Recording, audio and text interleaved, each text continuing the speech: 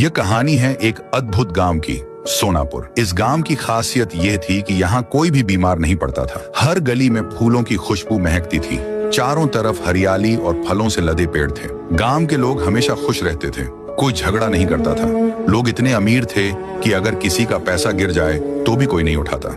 पर इस स्वर्ग जैसे गांव में एक भयानक डर छिपा था। हर रोज एक विशालकाय चील गांव पर मंडराती थी। उसका नाम था रॉकेट। वह चील अचानक नीचे उतरती, किसी एक इंसान को पंजों में पकड़कर उड़ जाती। गांव वाले उसे रोक नहीं पाते थे। दरअसल रॉकेट चील व्हाइट 444 नामक एक खतरनाक अपराधी के आदेश पर काम करती थी।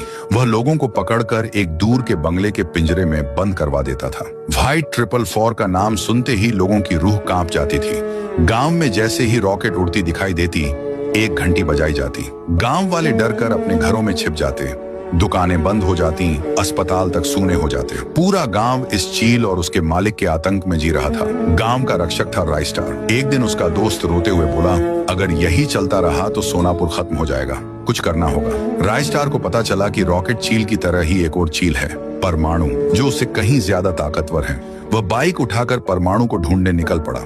रॉकेट चील ने उसका पीछा भी किया, लेकिन राइस्टार उसे चकमा देकर दूसरे गांव में पहुंच गया। खेतों में उड़ती परमाणु चील को देखकर राइस्टार ने उस पर एक वश में करने वाला बम फेंका।